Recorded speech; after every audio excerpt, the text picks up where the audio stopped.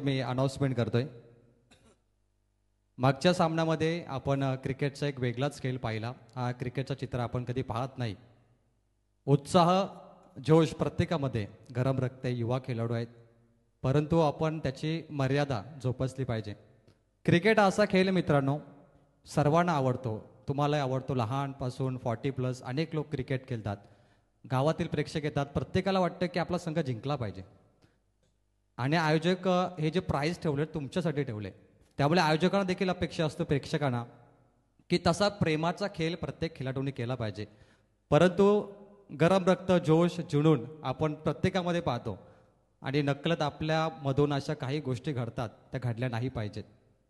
तर निश्चित मी सर्वांना विनंती करेल की असं जे एक्साइटमेंट जिंकल्यानंतर जो आनंद असतो ना, व्यक्त करा, टाळ्यांचा वर्षाव करा, शिट्ट्या वाजवा, डान्स करा, हरकत नाही, खांद्यावरती घ्या, परंतु त्याच्या पलीकडे जाऊ नका।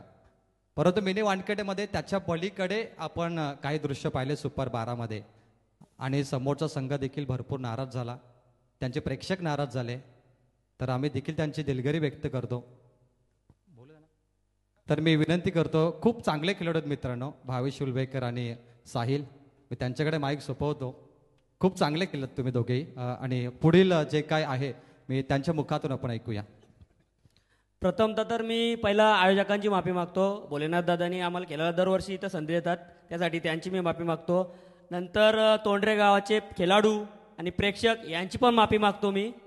अजून असतील इथे प्रेक्षक सर्व ग्राउंडवर, त्यांची पण माफी मागतो। मॅच एकदम गरमागरमी झालेली, त्यामुळे माझ्याकडून जास्त काहीतरी झाला, टी शर्ट काढली हे चुकीचं आहे, पण ते जल्लोष जास्त झाला जरा, त्यामुळे चुकी झाली। अजून काय बोलायचं असेल सांगा। ओके,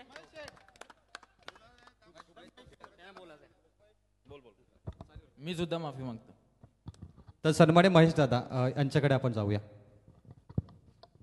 मागच्या इनिंगमध्ये जे काही घडलं ते खरोखर घडायला नाही पाहिजे होतं।